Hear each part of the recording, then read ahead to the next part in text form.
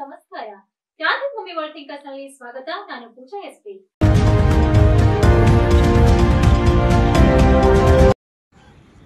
ಶ್ರೀಮತಿ ಆಯೇಷಾ ಖಾನಂ ರವರು ಮಾಧ್ಯಮ ಅಕಾಡೆಮಿ ವತಿಯಿಂದ ಮತ್ತು ಸಾರ್ವಜನಿಕ ಸಂಪರ್ಕ ಇಲಾಖೆಯ ಸಹಯೋಗದಲ್ಲಿ ಮಾಧ್ಯಮ ತರಬೇತಿ ಕಾರ್ಯಾಗಾರ ಎಲ್ಲಿ ಮಾಡಬೇಕು ಅಂತ ಹೇಳಿ ಆಲೋಚನೆ ಮಾಡಿ ನಮ್ಮ ಬೀದರ್ನಲ್ಲಿ ಈಗಾಗಲೇ ಅವರು ಬಹಳ ಸವಿಸ್ತಾರವಾಗಿ ಮಾತನಾಡಿದ್ದಾರೆ. ಬೀದರ್ ನಮ್ಮ ಕರ್ನಾಟಕ ರಾಜ್ಯದ ಮುಕ್ಕುಟ, ಕಿರೀಟ. ಈ ಬೀದರ್ನಲ್ಲಿ ಆಯೋಜನೆ ಮಾಡಿದ್ದಾರೆ. ಬೀದರ್ ಜಿಲ್ಲೆ ನಮ್ಮ ಒಂದು ಕಡೆ ಗಡಿ ಭಾಗದ ಜಿಲ್ಲೆ, ತೆಲಂಗಾಣ ಇದೆ, ಒಂದು ಕಡೆ ಮಹಾರಾಷ್ಟ್ರ ಇದೆ. ಈ ಜಿಲ್ಲೆಗೆ ತನ್ನದೇ ಆದಂತಹ ಶ್ರೇಷ್ಠ ಇತಿಹಾಸ ಇದೆ. 12ನೇ ಶತಮಾನದಲ್ಲಿ ಬಸವಾದಿ ಶರಣರು ಏನು ಸಮಾಜ ಧಾರ್ಮಿಕ ಕ್ರಾಂತಿ ಮಾಡಿದ್ರು, ಸಮಾನತೆಗಾಗಿ, ಸ್ವಾತಂತ್ರ್ಯಕ್ಕಾಗಿ, ಸರ್ವರಿಗೂ ಸಂಬಾಳು ಸಂಪಾಲು ಅಂತೇಳಿ ಹೇಳಿ ಇಡೀ ಜಗತ್ತಿಗೆ ಪ್ರಜಾಪ್ರಭುತ್ವದ ಪರಿಕಲ್ಪನೆ ತಂದುಕೊಟ್ಟು ಅನುಭವ ಮಂಟಪದ ಮುಖಾಂತರ ಇವತ್ತು ಅವರೇನು ಒಂದು ಸಂದೇಶವನ್ನು ಕೊಟ್ಟಿದ್ದಂಥದ್ದಿದೆ. ಇದು ಇಡೀ ಜಗತ್ತಿಗೆ ಮಾದರಿಯಾಗಿದೆ. ಯಾವ ರೀತಿಯಲ್ಲಿ ಸರ್ವಧರ್ಮ ಸಮನ್ವಯ ಅಂತ ಹೇಳ್ತೀವಿ, ಗುರುನಾನಕ್ ದೇವ್ಜಿಯವರು ಇಲ್ಲಿ ಬಂದು ಪಾದಾರ್ಪಣೆ ಮಾಡಿದ್ದಂಥದ್ದು ಇರಬಹುದು, ಮೊಹಮ್ಮದ್ ಗವಾನ್ನ ಅಂತಾರಾಷ್ಟ್ರೀಯ ವಿಶ್ವವಿದ್ಯಾಲಯ ಇಲ್ಲಿದ್ದು ವಿದೇಶಿಯರಿಗೂ ಸಹಿತ ಗುಣಾತ್ಮಕ ಶಿಕ್ಷಣ ಕೊಟ್ಟಂತದ್ದು ಇರಬಹುದು, ಇಲ್ಲಿ ಅನೇಕ ಸೂಫಿ ಸಂತರು ಆಗಿ ಹೋಗಿದ್ದಂಥದ್ದು. ಧಾರ್ಮಿಕ ಆಧ್ಯಾತ್ಮಿಕ ಕ್ಷೇತ್ರದಲ್ಲಿ ಬಹಳಷ್ಟು ಶ್ರೀಮಂತವಾಗಿದ್ರು. ನಮ್ಮ ಜಿಲ್ಲೆ ಆರ್ಥಿಕವಾಗಿ, ಶೈಕ್ಷಣಿಕವಾಗಿ ಬೇರೆ ಕಡೆ ಹೋಲಿಕೆ ಮಾಡಿದ್ರೆ, ಕಲ್ಯಾಣ ಕರ್ನಾಟಕ ಹೊರತುಪಡಿಸಿ ಮೈಸೂರು ಭಾಗದಲ್ಲಿ ಹೋಲಿಕೆ ಮಾಡಿದ್ರೆ ಸ್ವಲ್ಪ ಮಟ್ಟಿಗೆ ಹಿಂದುಳಿದಿದೆ ಅಂತ ಹೇಳಿದ್ರೆ ತಪ್ಪಾಗಲಾರದು. ಈಗ ವೇಗದ ಗತಿಯಲ್ಲಿ ಜಿಲ್ಲೆ ಅಭಿವೃದ್ಧಿ ಪತ್ರತ್ತ ಹೋಗ್ತಾ ಇದೆ ನಿಮ್ಮೆಲ್ಲರ ಸಹಕಾರದಿಂದ. ಇಂಥ ಒಂದು ಜಿಲ್ಲೆಯನ್ನು ಆಯ್ಕೆ ಮಾಡಿಕೊಂಡು ಬೀದರ್ನಲ್ಲಿ ಈ ಒಂದು ಮಾಧ್ಯಮ ತರಬೇತಿ ಕಾರ್ಯಾಗಾರ ಹಮ್ಮಿಕೊಂಡಿದ್ದಕ್ಕಾಗಿ ಆಯೇಷಾ ಖಾನಂ ರವರಿಗೂ ಮತ್ತು ಅವರೆಲ್ಲ ತಂಡದವರಿಗೂ ನನ್ನ ಪರವಾಗಿ, ಬೀದರ್ ಜಿಲ್ಲೆ ಜನರ ಪರವಾಗಿ ಹಾರ್ದಿಕ ಅಭಿನಂದನೆ, ಶುಭಾಶಯಗಳನ್ನು ಕೋರ್ತಾ ಇದ್ದೇನೆ. ಈಗಾಗಲೇ ಅವರು ಹೇಳಿದ್ರು, ಶಾಸಕಾಂಗ, ಕಾರ್ಯಾಂಗ, ನ್ಯಾಯಾಂಗದ ನಂತರ ಮಾಧ್ಯಮದ ಮೇಲೂ ಅಷ್ಟೇ ಒಂದು ಜವಾಬ್ದಾರಿ ಇದೆ. ಯಾಕೆ 4ನೇ ಆಧಾರ ಸ್ತಂಭ ಅಂತ ಹೇಳ್ತೀವಿ? ಶಾಸಕಾಂಗ ನಾವು ಕಾಯ್ದೆ ಕಾನೂನು ಮಾಡ್ತೀವಿ, ಕಾರ್ಯಾಂಗ ಅದನ್ನು ಅನುಷ್ಠಾನ ಮಾಡ್ತದೆ, ನ್ಯಾಯಾಂಗ ಸಂವಿಧಾನಾತ್ಮಕವಾಗಿ ನಾವು ಮಾಡ್ತಾ ಇದ್ದೇವಲ್ಲ ಅನ್ನುವಂತ ನೋಡುವಂಥದ್ದು. ಇವೆಲ್ಲ ಎಲ್ಲೋ ಒಂದು ಕಡೆ ಲೋಪದೋಷಗಳಿದ್ದಂತ ಸಂದರ್ಭದಲ್ಲಿ ಅದನ್ನು ಜನರಿಗೆ ತಂದು ಜನರಿಗೆ ಮುಟ್ಟಿಸುವಂತ ಒಂದು ಮಹತ್ತರವಾದಂತಹ ಕೆಲಸ, ಮತ್ತೆ ಸಮಾಜದಲ್ಲಿ ಒಂದು ಜನಾಭಿಪ್ರಾಯ ಮೂಡುವಂತ ಶಕ್ತಿ ಯಾರಿಗಾದ್ರೂ ಇದ್ರೆ ಅದು ಮಾಧ್ಯಮಕ್ಕಿದೆ ಅಂತಲೇ ಬಹಳ ಹೆಮ್ಮೆಯಿಂದ ಹೇಳಿಕೆ ಬಯಸ್ತಾರೆ. ಅದಕ್ಕೆ ಪತ್ರಿಕಾ ವೃತ್ತಿ ಇದೊಂದು ಬರೀ ವೃತ್ತಿ ಅಲ್ಲ, ಇದೊಂದು ಪವಿತ್ರವಾದಂತ ವೃತ್ತಿ ಅಂತೇಳಿ ನಾವೆಲ್ಲ ಸಮಾಜ ಸೇವೆ ಅಂತ ನಾವು ತಿಳ್ಕೊಳ್ಬೇಕಾಗ್ತದೆ. ಅದಕ್ಕೆ ಆತ್ಮೀಯ ಬಂಧುಗಳು, ಇವತ್ತು ನೀವು ನೋಡಿ, ಇವತ್ತಿನಿಂದಲ್ಲ, ಸ್ವಾತಂತ್ರ್ಯ ಪೂರ್ವದಿಂದಲೂ ಸಹಿತ ನಮ್ಮೆಲ್ಲ ಸ್ವಾತಂತ್ರ್ಯ ಸೇನಾನಿಗಳು ಹೋರಾಟ ಮಾಡುವಂತಹ ಸಂದರ್ಭದಲ್ಲಿ ಅವತ್ತೇನು ಅನಕ್ಷರತೆ ಇತ್ತು. ಯಾರು 10-15% ಸಾಕ್ಷರತೆ ಮಾತ್ರ ಇತ್ತು, ಯಾರಿಗೂ ವಿದ್ಯಾಭ್ಯಾಸ ಮಾಡಿರಲಿಲ್ಲ.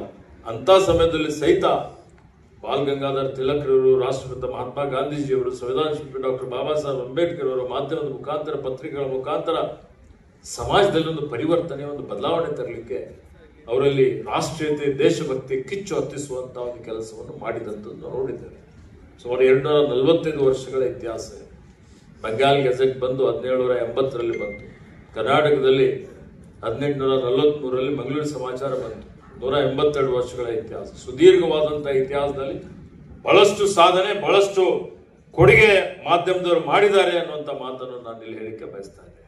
ಅನೇಕ ಜನ ಇವತ್ತು ಕರ್ನಾಟಕ ರಾಜ್ಯದವರು ಸುಮಾರು ಈ ಮಾಧ್ಯಮದಲ್ಲಿ ಖಾದ್ರಿ ಶಾಮಣ್ಣನವರು, ತೀತಾ ಶರ್ಮಾ ಅವರು, ಹನುಮಂತರಾಯ್ ಅವರು, ಇವತ್ತು ಆರ್ ದಿವಾಕರ್ ಅವರು, ಪಾಟೀಲ್ ಪುಟ್ಟಪ್ಪ ಅವರು, ರಾಮಯ್ಯ ಅವರು, ಸುಮಾರು ಜನ ಕರ್ನಾಟಕದಲ್ಲಿ ಮಾಧ್ಯಮದವರು ಸೇವೆಯನ್ನು ಮಾಡಿದ್ದಾರೆ. ನಮ್ಮ ಜಿಲ್ಲೆಯಲ್ಲಿ ಸಹಿತ ನಾವೆಲ್ಲ ಚಿಕ್ಕವರಿದ್ದಾಗ ನಮ್ಮ ತಂದೆಯವರು, ನಮ್ಮ ದಮನ್ನ ವಿಶ್ವನಾಥ್ ಪಾಟೀಲ್ ಅವರು, ಬೀದರ್ ಕಿ ಆವಾಜ್ ಖಾಜಿ ಹರ್ಷದಲ್ಲಿ ಅವರು, ಯಾವಾಗಲೂ ಪೇಪರ್ ಬರ್ತಾ ಇದ್ವಿ. ಶಿವಶರಣಪ್ಪ ವಾಲ್ಯರು ಉತ್ತರ ಕರ್ನಾಟಕ ಇಟ್ಕೊಂಡು ಆ ಕಡೆ ಈ ಕಡೆ ಎಲ್ಲ ಅವಾಗ ಸ್ಥಳೀಯ ಪತ್ರಿಕೆಗಳಿದ್ದು. ವಚನ ಕ್ರಾಂತಿ ನಾನೇ ಪ್ರಪ್ರಥಮವಾಗಿ ಇಂಜಿನಿಯರಿಂಗ್ ಮುಗಿಸ್ ಮೇಲೆ ಉದ್ಘಾಟನೆ ಮಾಡಿದ್ದೆ. ಸ್ಥಳೀಯರೇನು ಕಡಿಮೆ ಇದೆ ಅಂತಾನಲ್ಲ, ಬಹಳಷ್ಟು ಪತ್ರಿಕೆಗಳು ಮಾಧ್ಯಮಗಳಲ್ಲಿ ನಾವೆಲ್ಲಕ್ಕಿಂತ ಮುಂದೆ ಇದ್ದೇವೆ ಅಂತ ಹೇಳಿದ್ರೆ ತಪ್ಪಾಗಲ್ಲ. ಸುಮಾರು ಪೇಪರ್ಗಳು ಬರ್ತವೆ, ಒಳ್ಳೇದೇ ಇದೆ.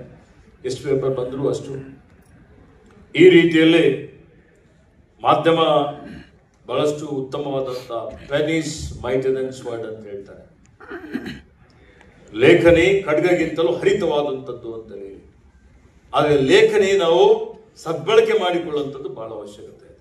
ಜನರಿಗಾಗಿ, ಇವತ್ತು ಸಮಾಜಕ್ಕಾಗಿ, ಸಮಾಜದ ಉನ್ನತೀಕರಣಕ್ಕಾಗಿ ನಾವು ಅದನ್ನು ಉಪಯೋಗ ಮಾಡುವಂಥದ್ದು ಬಹಳ ಅವಶ್ಯಕತೆ ಇದೆ. ಈಗಾಗಲೇ ಹೇಳಿದ್ರು, ಫೇಕ್ ನ್ಯೂಸ್ ಇರ್ಬೋದು, ಪೇಡ್ ನ್ಯೂಸ್ ಇರ್ಬೋದು, ಬಹಳ ಇವೆಲ್ಲ ಸಮಾಜಕ್ಕೆ ಒಂದು ರೀತಿಯಲ್ಲ ಕಂಟಕ ಅಂತ ಹೇಳ್ಬೋದು. ಸುಳ್ಳೇ ಸತ್ಯ ಅನ್ನುವಂಥ ರೀತಿಯಲ್ಲಿ ಬೆಂಬಲಿಸುವಂಥದ್ದು, ರೋಚಕತೆ ಬರಬೇಕು ಅಂತೇಳಿ ಹೇಳಿ ಇವತ್ತು ಅದರಿಂದ ಯಾರ್ಯಾರ ಮೇಲೆ ಏನೇನು ದುಷ್ಪರಿಣಾಮಗಳಾಗ್ತಾವೋ ಗೊತ್ತಿಲ್ಲ. ಸತ್ಯ ಇದ್ದಂಥದ್ದು, ಯಾಕೆಂದರೆ ಮಾಧ್ಯಮಕ್ಕೆ ನಾವು ನೋಡಿದ್ದೇವೆ ಅನೇಕ ಸಮಾಜದಲ್ಲಿ ಪರಿವರ್ತನೆಗೆ ಬಹಳ ಕಾರಣಗಳಿದ್ದಾವೆ. ಮಾಧ್ಯಮನೂ ಒಂದು ಪರಿವರ್ತನೆ, ಒಂದು ಸರ್ಕಾರ ಒಂದು ಅದನ್ನು ಬೆಳೆಸುವಂಥದ್ದು, ಅದಕ್ಕೆ ಒಳ್ಳೆ ಹೆಸರು ತಂದು ಕೊಡುವಂಥದ್ದು ಅಥವಾ ಕೆಟ್ಟ ಹೆಸರು ತಂದು ಕೊಡುವಂಥದ್ದು, ಏನೇ ಇರಲಿ ವಾಸ್ತವಾಂಶದ ಆಧಾರದ ಮೇಲೆ ಇರಬೇಕು ಅನ್ನುವಂಥದ್ದು. ಸತ್ಯವನ್ನು ಮರೆಮಾಚಬಾರದು. ಆ ರೀತಿಯಲ್ಲಿ ಇವತ್ತು ಯಾವುದೇ ರೀತಿಯ ಶೋಷಣೆ ಆಗಲಿ ಮತ್ತೊಂದಕ್ಕಾಗಲಿ ಅವಕಾಶ ಮಾಡಿಕೊಡದೆ ಸಮಾಜದಲ್ಲಿ ಇವತ್ತು ಒಳ್ಳೇದಾಗಬೇಕು ಅನ್ನುವಂಥ ರೀತಿಯಲ್ಲಿ ಏನೇನು ಪ್ರಕರಣಗಳು ಇವತ್ತು ನಡೀತಾ ಇದ್ದಾವೆ. ಬಹಳಷ್ಟು ವಿಷಯಗಳಿದ್ದಾವೆ, 1, 2, 3 ಅಂತಲ್ಲ. ಇವತ್ತು ಇಷ್ಟೆಲ್ಲ ಆಧುನಿಕತೆಯಲ್ಲಿ ಸೋಷಿಯಲ್ ಮೀಡಿಯಾ ಬಂದಿದೆ, ಯೂಟ್ಯೂಬ್ ಬಂದಿದೆ. ಇವತ್ತು ಅನೇಕ ರೀತಿಯಲ್ಲಿ ಬಹಳಷ್ಟು ನಾವೆಲ್ಲ ನೋಡ್ತಾ ಇದ್ವಿ. ಇಷ್ಟೆಲ್ಲ ಬದಲಾವಣೆ ಇದ್ದರೂ ಇವತ್ತಿಗೂ ಮುದ್ರಣ ಮಾಧ್ಯಮಕ್ಕೆ ಭಾಳ ಇವತ್ತು ದೃಶ್ಯ ಮಾಧ್ಯಮಕ್ಕೂ ಯಾವ ತಮ್ಮ ಅಸ್ತಿತ್ವ ಇಟ್ಕೊಂಡಿದ್ದಾವೆ, ವಿಶ್ವಾಸಾರ್ಹತೆ ಇಟ್ಕೊಂಡಿದ್ದಾವೆ ಅಂತವಕ್ಕೆ ಅಷ್ಟೇ ಒಂದು ಮಹತ್ವ ಇದೆ ಅನ್ನುವಂಥ ಒಂದು ಮಾತನ್ನು ನಾನು ಇಲ್ಲಿ ಹೇಳಿಕೆ ಬಯಸ್ತಾರೆ. ಅದಕ್ಕೆ ಈಗ ಹೇಳಿದ್ದಾರೆ, ಇವತ್ತಿನ ಬದಲಾವಣೆ ಅಂತೂ ಯಾವಾಗಲೂ ಇದು ಪ್ರಕೃತಿ ಸಹಜ ಇದೆ. ಬಹಳಷ್ಟು ರೀತಿಯಲ್ಲಿ ನಾವು ಬದಲಾವಣೆ ಮಾಡ್ತೀವಿ. ಎಲ್ಲ ಬಲ್ಲವರಿಲ್ಲ, ಬಲ್ಲವರಲ್ಲೂ ಬಹಳಿಲ್ಲ. ಬಲ್ಲವರೆಲ್ಲರೂ ಬರೇ ಬಲ್ಲವರಲ್ಲ, ಬರೇ ಬಲ್ಲವರು ಮಾತನಾಡಬಲ್ಲವರಲ್ಲ. ಈ ಜಗದಿ ಪರಿಪೂರ್ಣ ಯಾರೂ ಇಲ್ಲ ಅಂತ ಹೇಳ್ತಾರೆ. ಜಗತ್ತಿನಲ್ಲಿ ಯಾರೂ ಪರಿಪೂರ್ಣ ಇಲ್ಲ. ಇವತ್ತು ದಿನನಿತ್ಯ ನಾವು ಕಲಿಬೇಕೇ ಆಗಿದೆ. ಕಲಿಕೆ ಅನ್ನುವಂಥದ್ದು ದಿನನಿತ್ಯ ನಡೆಯುತ್ತಾ ಇರ್ತಕ್ಕಂಥದ್ದು. ಹೊಸ ಆವಿಷ್ಕಾರಗಳಾಗಿದೆ. ಹೀಗಾಗಿ ಇವತ್ತು ನ್ಯೂಸ್ ರೂಮ್ನಲ್ಲಿ AI ಮತ್ತು ನಾನು ಅನ್ನುವಂಥದ್ದು ಇದೇನು ಕೃತಕ ಆರ್ಟಿಫಿಷಿಯಲ್ ಇಂಟೆಲಿಜೆನ್ಸ್ ಇದೆ. ಈ ಆರ್ಟಿಫಿಷಿಯಲ್ ಇಂಟೆಲಿಜೆನ್ಸ್ ಮತ್ತೆ ಯಾವ ರೀತಿಯಲ್ಲಿ ಎಲ್ಲ ಕ್ಷೇತ್ರಗಳಲ್ಲಿ ಕಾಲಿಟ್ಟಿದೆ. ನಮಗೂ ಎಲ್ಲರಿಗೂ ಹೊಸತೆ ಇದೆ. ಆದರೆ ಬಹಳಷ್ಟು ಬದಲಾವಣೆ ಪರಿವರ್ತನೆ ನೋಡ್ತಾ ಇದ್ದೇವೆ. ಆರ್ಟಿಫಿಷಿಯಲ್ ಇಂಟೆಲಿಜೆನ್ಸ್ ಇಂದ, ಕೃತಕ ಬುದ್ಧಿಮತ್ತೆಯಿಂದ 2-3 ವರ್ಷದಲ್ಲಿ ಆಗುವಂತಹ ಪ್ರಗತಿ ಅಂದ್ರೆ 30 ವರ್ಷದಲ್ಲಿ ನಾವು ಏನು ಸಾಧನೆ ಮಾಡ್ತೀವೋ ಅದು 3-4 ವರ್ಷದಲ್ಲೇ ಮಾಡಬಹುದು ಅನ್ನುವಂಥದ್ದು ಇವತ್ತು ಇದೆ. ಇದರಿಂದ ಬಹಳಷ್ಟು ಕೆಲವೊಂದು ಕಡೆ ಆತಂಕಗಳಿದ್ದಾವೆ. ಆರ್ಟಿಫಿಷಿಯಲ್ ಇಂಟೆಲಿಜೆನ್ಸ್ ಬಂದರೆ ನಮ್ಮ ಉದ್ಯೋಗ ಹೋಗುತ್ತೇನೋ, ನಿರುದ್ಯೋಗದ ಸಮಸ್ಯೆ ಮತ್ತೆ ಭಾರತ ದೇಶದಲ್ಲಿ ಬಹಳ ಜಾಸ್ತಿ ಆಗ್ತದೆ ಅನ್ನೋ ಅಂತೇಳಿ ಸ್ಪರ್ಧಾತ್ಮಕ ಯುಗ ಇದೆ. ನಾವು ನೋಡಿದ್ವಿ, ಹಿಂದೆ ಕಂಪ್ಯೂಟರ್ ಬಂದಂಥ ಸಂದರ್ಭದಲ್ಲಿ ಎಲ್ಲರಿಗೂ ಒಂದು ಆತಂಕ ಇತ್ತು. ಏನಪ್ಪಾ ಅಂದ್ರೆ ಕಂಪ್ಯೂಟರ್ ಬಂತು, ಒಂದು ಕಂಪ್ಯೂಟರ್ 10 ಜನರ ಕೆಲಸ ಮಾಡ್ತದೆ, 100 ಜನರ ಕೆಲಸ ಮಾಡ್ತದೆ, ನಮ್ದು ಏನಾಗುತ್ತಪ್ಪ, ನಮ್ಮ ಉದ್ಯೋಗ ಹೋಗುತ್ತೇನೋ. ಆದರೆ ಹಾಗಾಗಲಿಲ್ಲ. ಯಾಕೆಂದರೆ ಇವತ್ತು ನಾವು ನೋಡ್ತಾ ಇದ್ದೇವೆ, ನಮ್ಮ ದೇಶದ ಬುದ್ಧಿವಂತ ಮಕ್ಕಳು, ನಮ್ಮ ದೇಶದ ಯುವಕರಿಗೆ ಬುದ್ಧಿಗೆ ಬಹಳ ಜಗತ್ತಿನಲ್ಲಿ ಜಾಗತಿಕ ಮಟ್ಟದಲ್ಲಿ ಬಹಳ ಬೆಲೆ ಇದೆ. IT BTಯಲ್ಲಿ, ಇನ್ಫಾರ್ಮೇಷನ್ ಟೆಕ್ನಾಲಜಿಯಲ್ಲಿ ಬಹಳಷ್ಟು ಮುಂಚೂಣಿಯಲ್ಲಿ ಇದ್ದುಕೊಂಡು ಇವತ್ತು ಈ ದೇಶಕ್ಕೆ ಗೌರವ ತಂದುಕೊಟ್ಟಂಥದ್ದು ನಮ್ಮ ಮಾಹಿತಿ ತಂತ್ರಜ್ಞಾನರು, ವಿಜ್ಞಾನಿಗಳು.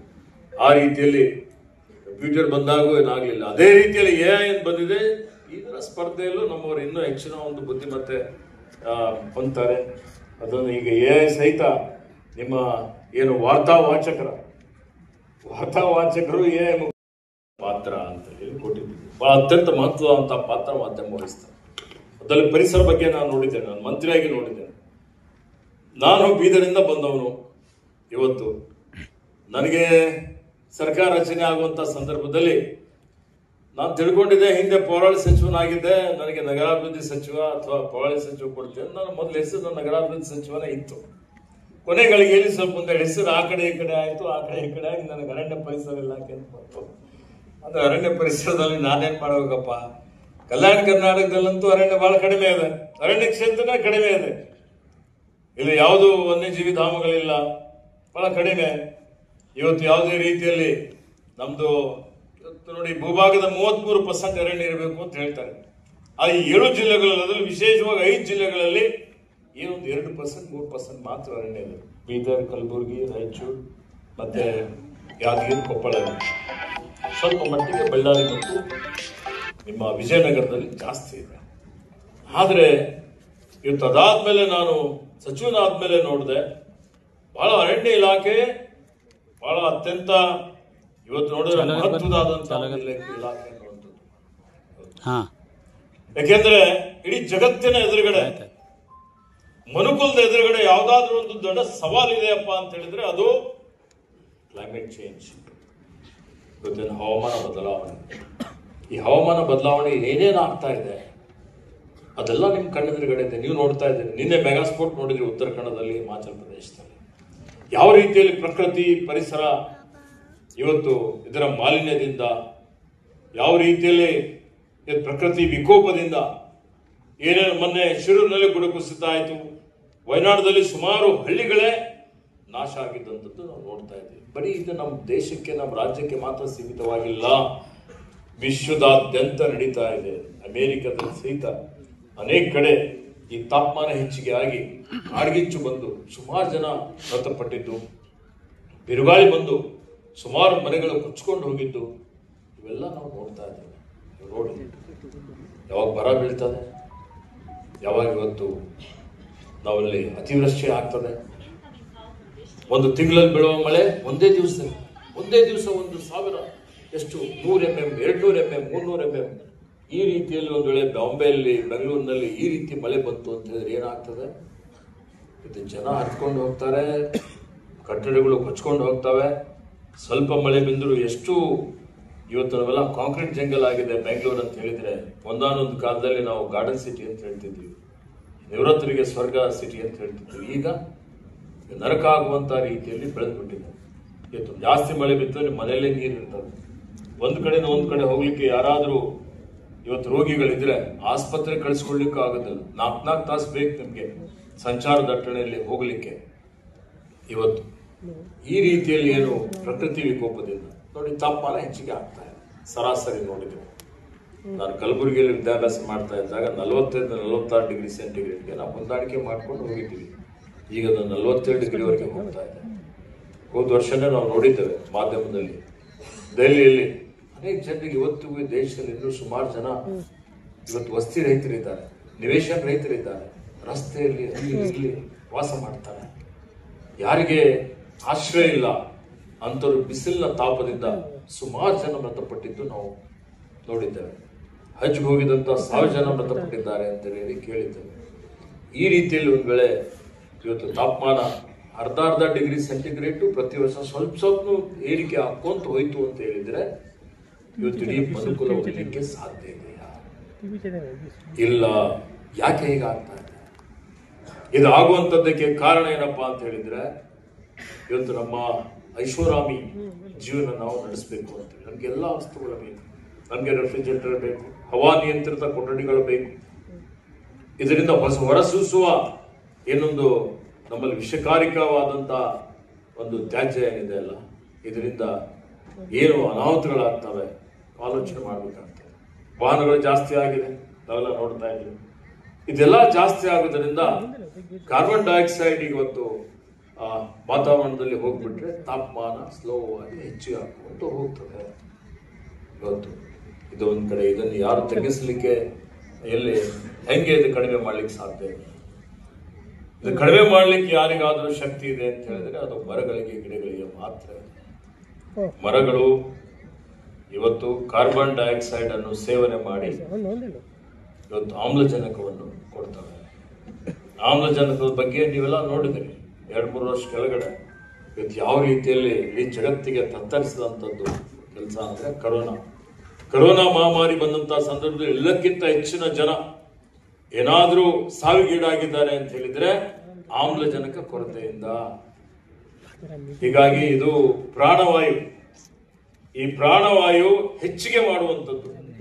ಇದರಿಂದ ಆರೋಗ್ಯಕ್ಕೂ ಒಳ್ಳೇದಾಗತ್ತೆ. ಇವತ್ತು ನಾವು ಮರ ಬೆಳೆಸುವಂಥದ್ದು, ಗಿಡ ಬೆಳೆಸುವಂಥದ್ದು ಇದು ಬಹಳ ಅವಶ್ಯಕತೆ ಇದೆ. ಇವತ್ತು ಒಬ್ಬ ವ್ಯಕ್ತಿಗೆ 7 ಮರಗಳಿರಬೇಕು ಅಂತ ಹೇಳ್ತೀವಿ. ಈಗ 7 ಮರ ಇಲ್ಲ, 7 ಜನರಿಗೂ ಒಂದು ಮರ ಇಲ್ಲ ಅನ್ನುವಂಥ ಒಂದು ಪರಿಸ್ಥಿತಿ ಇದೆ. ದಿನೇ ಹಸಿರು ಹೊದಿಕೆ ಕಡಿಮೆ ಆಗ್ತಾ ಇದೆ, ಅರಣ್ಯ ಕ್ಷೇತ್ರ ಕಡಿಮೆ ಆಗ್ತಾ ಇದೆ. 33% ಹೋಗಿ ಇವತ್ತು ನಮ್ಮಲ್ಲಿ ರಾಜ್ಯದಲ್ಲಿ 21% ಇದೆ.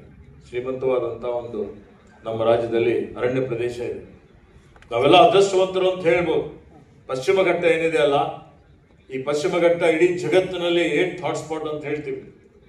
ಇದರಲ್ಲಿ ಎಷ್ಟೊಂದು ಶಕ್ತಿ ಇದೆ ಅಂತ ಹೇಳಿದ್ರೆ, ಋತುಮಾನಗಳನ್ನೇ ಬದಲಾವಣೆ ಮಾಡಿ ಮಳೆ ಬೀಳುವಂತಹ ಶಕ್ತಿ ಯಾರಿಗಾದ್ರೂ ಇದ್ರೆ ಅದು ಪಶ್ಚಿಮ ಘಟ್ಟಕ್ಕೆ. ಅದು ಕರ್ನಾಟಕ, ಮಹಾರಾಷ್ಟ್ರ, ನಿಮ್ಮ ಕೆಲವೊಂದು ಪಾರ್ಟ್ ಗುಜರಾತ್ ಬರ್ತದೆ, ಅದು ತಮಿಳುನಾಡು, ಕೇರಳ ಬರುತ್ತೆ. ಈ ರೀತಿ ಶೋಲಾ ಫಾರೆಸ್ಟ್ ಯಾವ ರೀತಿಯಲ್ಲಿ ಇದಾವೆ, ಬೆಳೆದಿದ್ದಾವೆ ಅಂತ ಹೇಳಿದ್ರೆ ಎಲ್ಲಾ ನದಿಗಳಿಗೆ, ನಿಮ್ಮ ಕಾವೇರಿ, ತುಂಗ, ಭದ್ರಾ ಇವೆಲ್ಲ ನದಿಗಳಿಗೆ ಮೂಲ ಅಂದ್ರೆ ಶೋಲಾ ಫಾರೆಸ್ಟ್ ಸ್ಪಂಜ್ ಇದ್ದಂಗೆ ಇರುತ್ತೆ.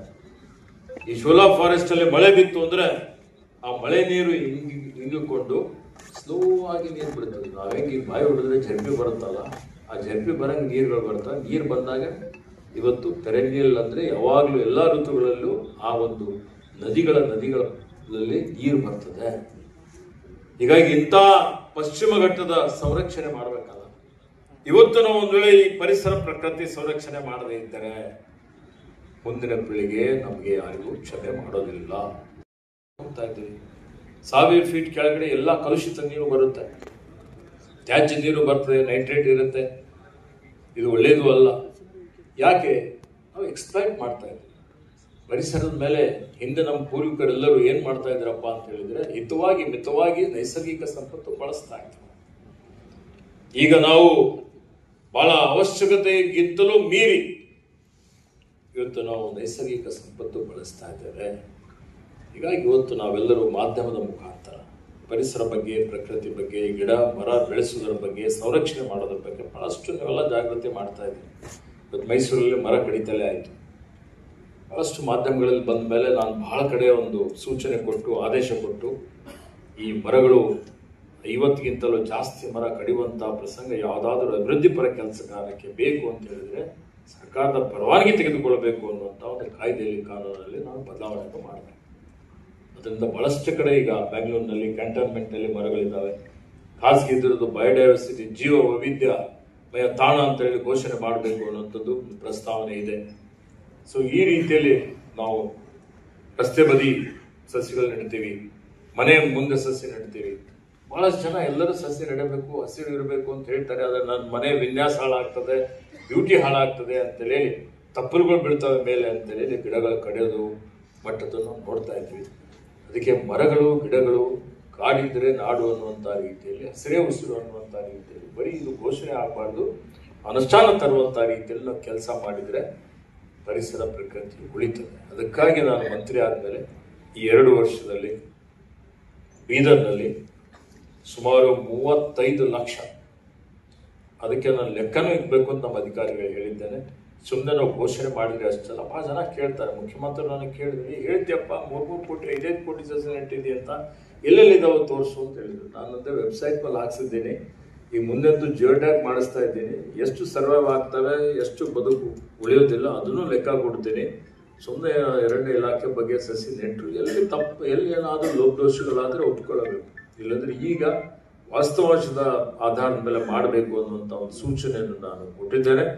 ಹೀಗಾಗಿ ನಾವು ಬಂದ ಮೇಲೆ ನಮ್ಮ ಸರ್ಕಾರ, ನಮ್ಮ ಇಲಾಖೆ ವತಿಯಿಂದ ಇಲ್ಲಿವರೆಗೆ 3 ವರ್ಷ ಅಂದರೆ ಈ 3ನೇ ವರ್ಷ ನಡೀತಾ ಇದೆ. ಈ ಮಳೆಗಾಲದಲ್ಲಿ 11 ಕೋಟಿ ಸಸಿ ನಾವು ನೆಟ್ಟಿದ್ದೇವೆ ಅನ್ನುವಂಥ ಮಾತನ್ನು ಹೇಳಿಕೆ ಬಯಸ್ತಾ ಇದ್ದೇನೆ. ಅದರಲ್ಲಿ ವಿಶೇಷವಾಗಿ ಕಲ್ಯಾಣ ಕರ್ನಾಟಕದಲ್ಲಿ ನಾನು ಎತ್ತರದ ಸಸಿ ನೆಡಬೇಕು ಅಂತ ಹೇಳಿ ಇವತ್ತು 14x20 ಹಾಕಬೇಕು. ಎತ್ತರದ ಸಸಿ 8 ಫೀಟು 10 ಫೀಟು 12 ಫೀಟ್ ಇದ್ರೆ ಯಾವುದೇ ನಿಮ್ದು ಏನು ನಿಮ್ಮ ದನಕರುಗಳು ತಿನ್ನೋದಿಲ್ಲ. ಆದ್ಯತೆ ಕೊಟ್ಟಿದ್ದೇನೆ. ಎಲ್ಲಾ ಕಲ್ಯಾಣ ಕರ್ನಾಟಕದ ಜಿಲ್ಲೆಗಳಲ್ಲಿ ಕನಿಷ್ಠ 1 ಲಕ್ಷ ರಸ್ತೆ ಬದಿ ಎತ್ತರದ ಸಸಿ ನೆಟ್ಟಿದ್ದೇವೆ. ಹೋದ ವರ್ಷ ಬೀದರ್ನಲ್ಲಿ ವನಮಹೋತ್ಸವ ಮಾಡಿದ್ದೆ, ಈ ವರ್ಷ ಕಲಬುರಗಿಯಲ್ಲಿ ವನಮಹೋತ್ಸವ ಮಾಡಿದ್ದೇವೆ. ಎಲ್ಲಾ ಕಡೆ ವನಮಹೋತ್ಸವ ಸಣ್ಣ ಪ್ರಮಾಣದಲ್ಲಿ ನಡೀತಾ ಇದೆ. ಮತ್ತೆ ಕಲ್ಯಾಣ ಕರ್ನಾಟಕದಲ್ಲೇನೆ ವಿಶೇಷವಾಗಿ ಈ ವರ್ಷ 50 ಕೋಟಿ ರೂಪಾಯಿ ಅಫಾರೆಸ್ಟೇಷನ್ಗೆ ಹಸಿರು ಹೊದಿಕೆ ಜಾಸ್ತಿ ಮಾಡಲಿಕ್ಕೆ ನಾವು ಕಲ್ಯಾಣ ಕರ್ನಾಟಕದಲ್ಲಿ ಇಟ್ಟಿದ್ದೀವಿ. ನಮ್ಮ ಇಲಾಖೆ ವತಿಯಿಂದಲೂ 50 ಕೋಟಿ ರೂಪಾಯಿ ಅನುದಾನ ಕೊಡಬೇಕು ಅಂತ ಕೇಳಿದ್ದೀನಿ 5 ಜಿಲ್ಲೆಗಳಲ್ಲಿ. ಯಾಕೆಂದ್ರೆ 2 ಜಿಲ್ಲೆ ವಿಜಯನಗರ ಮತ್ತು ಇದಕ್ಕೆ ಬಳ್ಳಾರಿಗೆ KMRC ಹಣ ಇದೆ, ಅಲ್ಲಿ ನಮಗೆ ಅನುದಾನದ ಅವಶ್ಯಕತೆ ಇರೋದಿಲ್ಲ. ಈ 5 ಜಿಲ್ಲೆಗಳಲ್ಲಿ ಇವತ್ತು ಈ ಹಸಿರು ಹೊದಿಕೆ ಜಾಸ್ತಿ ಮಾಡಲಿಕ್ಕೆ ಹೆಚ್ಚಿನ ಅನುದಾನ ಸದ್ಬಳಕೆ ಮಾಡಿಕೊಂಡು ಮುಂಬರುವಂತಹ ದಿನಮಾನಗಳಲ್ಲಿ ಸ್ವಲ್ಪ ಮಟ್ಟಿಗೆ ಒಂದು ಅರ್ಧ % ಆದರೂ ಪ್ರತಿ ವರ್ಷ ನಮ್ಮ ಹಸಿರು ಹೊದಿಕೆ ಜಾಸ್ತಿ ಆಗಬೇಕು. ಒಮ್ಮೆ ನಾವು 20% ಮಾಡ್ತೀವಿ 10% ಮಾಡ್ತೀವಿ ಅಂತ ನಾನು ಹೇಳಿಕೆ ಹೋಗೋದಿಲ್ಲ. ಆದರೆ ಕ್ರಮೇಣವಾಗಿ ಒಂದು 10 ವರ್ಷದಲ್ಲಿ ನಮ್ಮ ಕಲ್ಯಾಣ ಕರ್ನಾಟಕ ಭಾಗದಲ್ಲಿನೂ ಕನಿಷ್ಠ ಒಂದು 10% 15% ಆದರೂ ನಮ್ಮ ಹಸಿರು ಹೊದಿಕೆ ಜಾಸ್ತಿ ಆಗುವಂತಹ ರೀತಿಯಲ್ಲಿ ನಾವು ಕಾರ್ಯಕ್ರಮವನ್ನು ರೂಪಿಸ್ತೇವೆ ಅನ್ನುವಂತ ಒಂದು ಮಾತನ್ನು ನಾನು ಹೇಳಿಕೆ ಬಯಸ್ತಾ ಇದ್ದೀನಿ. ನಾವು ಕುಡಿಯುವಂತ ಹಾಲಿನಲ್ಲೂ ಮಾಲಿನ್ಯ ಪೆಸ್ಟಿಸೈಡ್ ಯೂಸ್ ಮಾಡ್ತಾ ಇದ್ದೀವಿ. ಇವತ್ತು ವಾಯು ಮಾಲಿನ್ಯ ನೀವು ನೋಡ್ತಾ ಇದ್ದೀರಿ. ಎಲ್ಲ ಕೈಗಾರಿಕೆಗಳು ಸಿಕ್ಕಾಪಟ್ಟೆ ಇವತ್ತು ಯಾವುದೇ ಮಾನದಂಡ ಉಲ್ಲಂಘನೆ ಮಾಡ್ತಾ ಇರ್ತಕ್ಕಂಥದ್ದು ಇದೆ, ಅಥವಾ ವಾಹನಗಳು ಜಾಸ್ತಿ ಆಗಿನೂ ಇವತ್ತು ವಾಯು ಮಾಲಿನ್ಯ ಆಗ್ತದೆ. ಇವೆಲ್ಲ ಮಾಲಿನ್ಯದಿಂದ ರೋಗಗಳಂತೂ ಜಾಸ್ತಿ ಆಗ್ತಾ ಇದೆ, ಅದರಲ್ಲೇನು ಸಂಶಯ ಇಲ್ಲ. ಅದ್ರ ಜೊತೆಯಲ್ಲಿ ಇವತ್ತು ಪ್ಲಾಸ್ಟಿಕ್ ಮಾಲಿನ್ಯ ಕಾಯ್ದೆ ಮಾಡಿದೀವಿ, ಕಾನೂನು ಮಾಡಿದೀವಿ. 2016ರಲ್ಲೇ ಕರ್ನಾಟಕ ಮಾಡ್ತೀವಿ, 2021ರಲ್ಲಿ ಕೇಂದ್ರ ಸರ್ಕಾರ ಮಾಡ್ತೀವಿ, ಸಿಪಿಸಿಬಿದಿಂದಲೂ ಕೊಟ್ಟಿದ್ದಾರೆ. ಇವತ್ತು ಏಕ ಬಳಕೆ ಪ್ಲಾಸ್ಟಿಕ್ ನಾವು ನಿಷೇಧ ಮಾಡ್ತೀವಿ ಅನ್ನುವಂಥದ್ದು ಪೇಪರ್ ಅಲ್ಲಿ ಇದೆ. ಅನುಷ್ಠಾನ ಮಾಡೋದು ಬಹಳ ಕಷ್ಟ ಇದೆ. ಯಾಕೆ ನಾವು ಕಾಯ್ದೆ ಕಾನೂನು ಮಾಡಿದ್ರೆ ಜನಾಂದೋಲನ ಆಗಬೇಕು, ಜಾಗೃತಿ ಮೂಡಿಸ್ಬೇಕು, ಮಾಧ್ಯಮಗಳ ಮೇಲೆ ಬಹಳ ಜವಾಬ್ದಾರಿ. ಈ ಪ್ಲಾಸ್ಟಿಕ್ ಇಂದ ಏನೇನು ಅನಾಹುತಗಳು ಬಹಳ ಜನಕ್ಕೆ ಗೊತ್ತಿಲ್ಲ, ನಮ್ಮ ವಿದ್ಯಾರ್ಥಿಗಳು ಗೊತ್ತಿಲ್ಲ. ಹಿಂದೆ ಎಲ್ಲ ನಮ್ಮ ಮುಂದಿನ ಭವಿಷ್ಯತ್ತಿನ ಪ್ರಜೆಗಳು ವಿದ್ಯಾರ್ಥಿಗಳು ಕೂತಿದ್ದೀರಿ, ಇಂಜಿನಿಯರಿಂಗ್ ಮಾಡ್ತಾ ಇದ್ದೀರಿ, ನಿಮ್ಗೆ ಗೊತ್ತಾಗಬೇಕು ಪರಿಸರ ಪ್ರಕೃತಿ ಬಗ್ಗೆ ಅತ್ಯಂತ ಮಹತ್ವದಾದಂಥದ್ದು. ಪ್ಲಾಸ್ಟಿಕ್ ನೀರಲ್ಲಿ ಕರೋದಿಲ್ಲ, ಮಣ್ಣಲ್ಲಿ ಮಣ್ಣಾಗೋದಿಲ್ಲ. ಇದು ಸುಟ್ಟಾಕ್ಬಿಟ್ರೆ ಅದರ ವಿಷ ಏನ್ ಬರುತ್ತಲ್ಲ ಅದರಲ್ಲಿ ಗಾಳಿಯಲ್ಲಿ ಆ ವಿಷ ಸೇವನೆಯಿಂದ ಕ್ಯಾನ್ಸರ್ ಆಗುತ್ತೆ. ಇವತ್ತು ವನ್ಯಜೀವಿಗಳು ಅದನ್ನು ಇವತ್ತು ತಿಂದಾಕ್ಬಿಟ್ರೆ ಸತ್ತು ಹೋಗ್ಬಿಡ್ತವೆ. ಇವತ್ತು ದನಕರುಗಳು ತಿಂದೋಗ್ಬಿಟ್ರೆ ಆ ಪ್ಲಾಸ್ಟಿಕ್ ಏನು ಅಂಶ ಇರುತ್ತೆ ಅದು ಸಹಿತ ಹಾಲಿನಲ್ಲಿ ಬರುತ್ತೆ. ಅದಕ್ಕೆ ಅದು ಮರುಬಳಕೆ ಮಾಡಿಕೊಳ್ಬೇಕು, ಮತ್ತೆ ಅದನ್ನು ಪುನಃ ಉಪಯೋಗ ಮಾಡಿಕೊಳ್ಳುವಂಥದ್ದು ಎಷ್ಟು ಮೈಕ್ರಾನ್ ಇರಬೇಕು, 100 ಮೈಕ್ರಾನ್ಗಿಂತ ಕಡಿಮೆ ಇದ್ರೆ ಅದಕ್ಕೆ ಅವಕಾಶ ಇಲ್ಲ ಅನ್ನುವಂಥದ್ದು ಕಾಯ್ದೆ ಕಾನೂನು ಮಾಡಿದ್ದಿದೆ. ಆದ್ರೂ ಇವತ್ತು ನಾವು ಕೈಚೀಲ ತಗೊಂಡು ಹೋಗ್ತೀವಿ, ದಿನಸಿ ಅಂಗಡಿಗಳು ತರ್ತೀವಿ.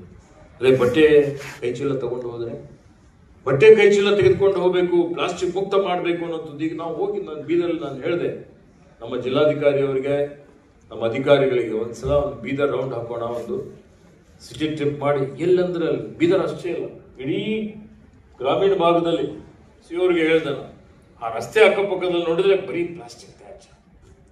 ಎಲ್ಲಂದ್ರಲ್ಲಿ ಕಸ ಏನಿದೆ ಅಲ್ಲ ಆ ಕಸ ಕಂಪ್ಲೀಟ್ ಪ್ಲಾಸ್ಟಿಕ್ ಆಗ್ಬಿಟ್ಟಿದೆ.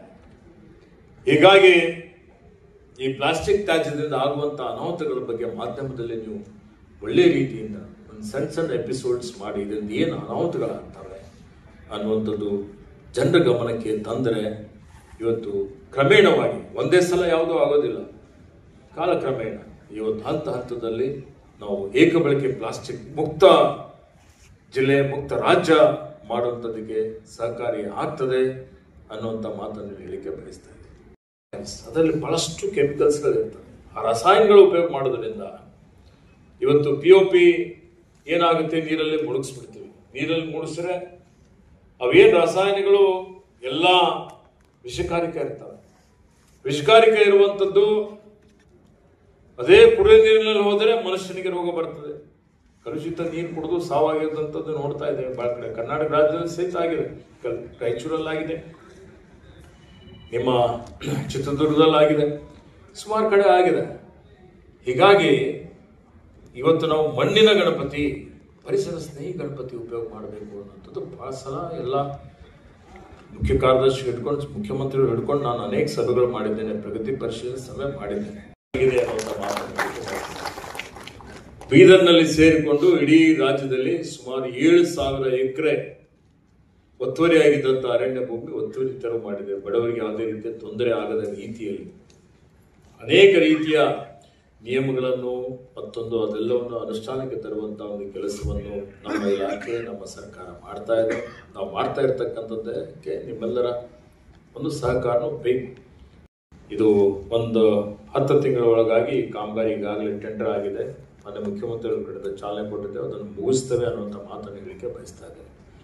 ಭೂಮಿಯಲ್ಲಿರುವಂಥ ಎಲ್ಲ ಜೀವ ಜಂತುಗಳಿಗೆ ಬದುಕಲಿಕ್ಕೆ ಹಕ್ಕಿದೆ. ಪಕ್ಷಿಗಳಿರ್ಬೋದು, ಕೀಟ ಇರ್ಬೋದು, ವನ್ಯಜೀವಿಗಳಿರ್ಬೋದು, ಎಲ್ಲವೂ ಇರ್ಬೋದು.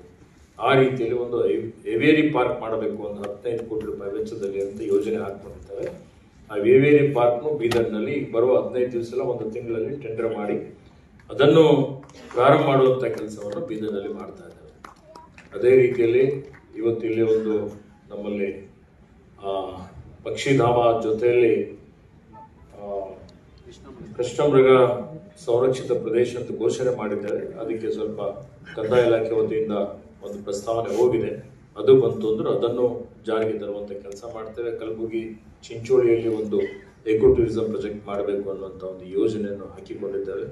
ಹೀಗಾಗಿ ಇಲ್ಲಿ ದೇವದೇವನಕ್ಕೂ ಅಭಿವೃದ್ಧಿ ಮಾಡಬೇಕು, ಅದಕ್ಕೆ ಒಂದು ವಿಸ್ತೃತ ಯೋಜನಾ ವರದಿ ತಯಾರು ಮಾಡಿ ಅಂತ ನಾನು ಈಗಾಗಲೇ ಹೇಳಿದ್ದೇನೆ. ಇವೆಲ್ಲ ಯೋಜನೆಗಳು, ಇವೆಲ್ಲ ಕಾರ್ಯಕ್ರಮಗಳು ಇವತ್ತು ಬರುವಂಥ ದಿನಮಾನಗಳಲ್ಲಿ 2-3 ಈಗಾಗಲೇ ಪ್ರಾರಂಭ ಆಗಿದ್ದಾವೆ. ಬಾಕಿ ಈ ವರ್ಷ ಪ್ರಾರಂಭ ಮಾಡ್ತೇವೆ.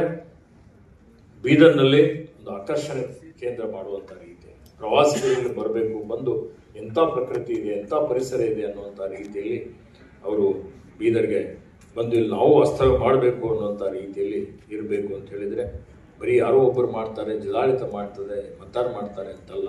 ಪ್ರತಿಯೊಬ್ಬರು ಇಲ್ಲಿರುವಂಥ ಎಲ್ಲ ನಾಗರಿಕರು ಶ್ರಮ ಮಾಡಿದರೆ, ಮಾಧ್ಯಮದವರು ಅದಕ್ಕೆ ಸಹಕಾರ ಮಾಡಿದರೆ ಮಾತ್ರ ಸಾಧ್ಯ ಆಗ್ತದೆ. 400-500 ಕೋಟಿ ರೂಪಾಯಿ ಪ್ರತಿ ವರ್ಷ ನಮಗೆ ಸಿಗ್ತಾ ಇದೆ ಹೆಚ್ಚುವರಿಯಾಗಿ. ಇದರಲ್ಲಿ ಎಲ್ಲ ಶಾಸಕರಿಗೆ ಹೋಗುತ್ತೆ. ಅದರಲ್ಲಿ ಸ್ವಲ್ಪ ಮಟ್ಟಿಗೆ ನಮ್ಮದೇ ಆದಂಥ ಕಾರ್ಯಕ್ರಮವನ್ನು ಮಾಡಲಿಕ್ಕೆ ಸಾಧ್ಯ ಇದೆ. ಶಿಕ್ಷಣ, ಆರೋಗ್ಯಕ್ಕೆ ಹೆಚ್ಚಿನ ಒತ್ತನ್ನು ಕೊಟ್ಟಿದ್ದೇವೆ. ಪರಿಸರ ಪ್ರಕೃತಿಗೂ ಹೆಚ್ಚಿನ ಒತ್ತನ್ನು ಕೊಡ್ತೇವೆ. ನಿಮ್ಮ ಸಲಹೆ ಸೂಚನೆಗಳು ಏನಾದರೂ ಇದ್ದರೆ, ಪ್ರಸ್ತಾವನೆಗಳಿದ್ದರೆ ಅದು ಉತ್ತಮ ರೀತಿಯಲ್ಲಿ ಚರ್ಚೆ ಮಾಡಿ ಅದನ್ನು ಅನುಷ್ಠಾನ ಮಾಡಲಿಕ್ಕೆ ನಾವು ಪ್ರಾಮಾಣಿಕ ಪ್ರಯತ್ನ ಮಾಡ್ತೇವೆ ಅನ್ನುವಂಥ ಒಂದು ಭರವಸೆಯನ್ನು ನಾನು ತಮ್ಮೆಲ್ಲರಿಗೆ ಕೊಡಲಿಕ್ಕೆ ಇಷ್ಟಪಡ್ತಾ ಇದ್ದೀನಿ. ಪ್ರತಿಯೊಂದು ಕ್ಷೇತ್ರದಲ್ಲಿ ಕಲುಷಿತಗೊಂಡಂಗೆ ಎಲ್ಲ ಕ್ಷೇತ್ರಗಳು ಕಲುಷಿತಗೊಂಡಿದ್ದಾವೆ. ಮಾಧ್ಯಮದಲ್ಲಿಯೂ ಸಹಿತ ಇವತ್ತು ಉತ್ತಮ ಮಾಧ್ಯಮ ಪ್ರತಿನಿಧಿಗಳು ಇದ್ದಾರೆ. ಕೆಲವೊಂದು ಕಡೆ ದಾರಿ ಬಿಟ್ಟು ಹೋಗುವಂಥದ್ದು ನಾವು ನೋಡ್ತಾ ಇದ್ದೇವೆ. ನಿಮಗೆ ನೀವೇ ನೀತಿ ಸಂಹಿತೆ ಜಾರಿ ಮಾಡಿಕೊಳ್ಳಬೇಕು. ಜಾತಿಗಳಲ್ಲಿ ಧರ್ಮಗಳಲ್ಲಿ ಒಡೆದಾಳುವ ನೀತಿಯನ್ನು ಅನುಸರಿಸಿ ಜನರಲ್ಲಿ ಒಂದು ರೀತಿಯ ಭೇದ ವಾತಾವರಣ, ಒಂದು ರೀತಿಯ ರೋಚಕತೆ ತರಬೇಕು ಅಂತೇಳಿ ಹೇಳಿ ಧಾರ್ಮಿಕ ಭಾವನೆ ಕೆರಳಿಸುವಂಥದ್ದಕ್ಕೆ ಮತ್ತು ಮಹಿಳೆಯರ ಮೇಲೆ, ಮಕ್ಕಳ ಮೇಲೆ ಅತ್ಯಾಚಾರ, ದೌರ್ಜನ್ಯ ಆಗಿದ್ದಂಥದ್ದಿಗೆ ತಿರುಚುವಂಥದ್ದಾಗಲಿ, ಮಾಬ್ ಲಿಂಚಿಂಗ್ ಅಂತ ಕೃತ್ಯಗಳು ಆಗುವಂಥದ್ದಾಗಲಿ, ಅಥವಾ ದೊಡ್ಡ ದೊಡ್ಡ ಹಗರಣಗಳಿರ್ಬೋದು, ಯಾವುದೇ ವಿಷಯಗಳಿದ್ದರೂ ನಿಷ್ಪಕ್ಷಪಾತವಾಗಿ ನಿರ್ಭೀಡೆಯಿಂದ ವಾಸ್ತವಾಂಶ ಆಧಾರದ ಮೇಲೆ ಯಾರು ಮಾಧ್ಯಮದವರು ಕೆಲಸ ಮಾಡ್ತಾ ಇದ್ದಾರೆ, ಯಾರ ಮಾಧ್ಯಮದವರು ಇದನ್ನು ಅನುಷ್ಠಾನ ತರ್ತಾ ಇದ್ದಾರೆ ಅಂಥವರೆಲ್ಲರಿಗೂ ಈ ವೇದಿಕೆ ಮುಖಾಂತರ ನಾನು ಧನ್ಯವಾದ, ಅಭಿನಂದನೆಗಳನ್ನು ಸಲ್ಲಿಸ್ತಾ ಇದ್ದೇನೆ. ಪತ್ರಿಕೋದ್ಯಮದ ಒಳ ಹೊರಗನ್ನ ಕಡೆದು ನವನೀತದ ಮಾತುಗಳನ್ನಾಡಿದ ಸಚಿವರಿಗೆ ಧನ್ಯವಾದಗಳು. ಈಗ ಈ ಉದ್ಘಾಟನಾ ಸಮಾರಂಭದ ಅಧ್ಯಕ್ಷೀಯ ನುಡಿಗಳು ಬೀದರ್ ಜಿಲ್ಲಾಧಿಕಾರಿಯಾಗಿರುವ ಶ್ರೀಮತಿ ಶಿಲ್ಪಾ ಶರ್ಮಾ ಅವರಿಂದ. ಇರ್ತಕ್ಕಂಥ ನಮ್ಮ ಜಿಲ್ಲೆಯ ಉಸ್ತುವಾರಿ ಸಚಿವರಾದ ಈಶ್ವರ್ ಖಂಡ್ರೆ ಸಾಹೇಬ್ರೆ, ಅಕಾಡೆಮಿ ಅಧ್ಯಕ್ಷರಾದ ಆಯಿಷಾ ಖಾನುಮ್ಜಿ ಅವರೇ, CEO ಗಿರೀಶ್ ಅವರೇ, ರಬೀರ್ ಸಿಂಗ್ ಜಿ ಅವರೇ, ಸಹಾನು ಅವರೇ, ಎಲ್ಲ ಗಣ್ಯಮಾನ್ಯಗಳೇ ಮತ್ತು ವೇದಿಕೆ ಮುಂಭಾಗದಲ್ಲಿ ಇರ್ತಕ್ಕಂಥ ಎಲ್ಲ ಹಿರಿಯರೇ, ಪತ್ರಕರ್ತರೇ, ವಿದ್ಯಾರ್ಥಿಗಳೇ, ಈಗ I am actually very happy and very glad that Ayeshaji ಅವರು ಸ್ಪೋಕ್ ಅಬೌಟ್ ಪ್ರಿನ್ಸಿಪಲ್ಸ್, ಯಾವ ಪ್ರಿನ್ಸಿಪಲ್ ಮೇಲೆ ನೀವು ನಿಮ್ಮದು ಮೀಡಿಯಾ ನಡೆಸಬೇಕು ಅಂತ ಶಿ ಸ್ಪೋಕ್ ಅಬೌಟ್ ದಟ್. ಈಗಿನ ಕಾಲದಲ್ಲಿ ಜನರಲಿ ಅವೆಲ್ಲ ಬಗ್ಗೆ ಯಾರು ಮಾತಾಡಲ್ಲ. ನೀವೆಲ್ಲರಿಗೂ ಗೊತ್ತಿರ್ದಂಗೆ ನಮ್ಮ ಡೆಮೋಕ್ರೆಸಿಯ ಎಷ್ಟು ಪಿಲ್ಲರ್ಸ್ ಇದ್ದಾವೆ? 4 ಪಿಲ್ಲರ್ಸ್. ಜನರಲಿ ನಾವು 3 ಪಿಲ್ಲರ್ಸ್ ಬಗ್ಗೆ ಮಾತಾಡ್ತಿದ್ವು: ಎಕ್ಸಿಕ್ಯೂಟಿವ್, ಲೆಜಿಸ್ಲೇಚರ್, ಜುಡಿಷರಿ. ಈಗ ಇತ್ತೀಚೆಗೆ 4ನೇ ಪಿಲ್ಲರ್ ಕೂಡ ಆ್ಯಡ್ ಆಗಿದೆ. 4ನೇ ಪಿಲ್ಲರ್ ಯಾರು? Media. So media is the 4th pillar of democracy. You all are 4th pillar of democracy. ಆ ಡೆಮೋಕ್ರಸಿ ಪಿಲ್ಲರ್ ಆಗಿ ಅಂದರೆ ಅದನ್ನು ಕೆಲವೊಂದು ಎಂಟೈಟಲ್ಮೆಂಟ್ಸ್ ಕೂಡ ಇರ್ತದೆ, ಆದರೆ ಜವಾಬ್ದಾರಿಗಳು ಕೂಡ ಇರ್ತದೆ. ಎಂಟೈಟಲ್ಮೆಂಟ್ಸ್ ಆದರೆ you will just throw your weight ಅಷ್ಟೇ ಇಲ್ಲ, ಜವಾಬ್ದಾರಿ ಕೂಡ ಇದೆ. ಡೆಮೋಕ್ರಸಿಯ ಪಿಲ್ಲರ್ ಆಗಿ ಕೆಲಸ ಮಾಡುವಾಗ we have to work with certain principles. ಯಾವುದು I am also a part of executive. ನಾವು ಕೂಡ ಆ ಪ್ರಿನ್ಸಿಪಲ್ಗಳನ್ನು ಫಾಲೋ ಮಾಡಬೇಕಾಗುತ್ತೆ, ನೀವು ಕೂಡ ಆ ಪ್ರಿನ್ಸಿಪಲ್ಗಳನ್ನು ಫಾಲೋ ಮಾಡಬೇಕಾಗುತ್ತೆ. ಯಾವುದು? One is neutrality, objectivity, integrity. Neutrality ಅಂದರೆ ನಿಷ್ಪಕ್ಷವಾದ.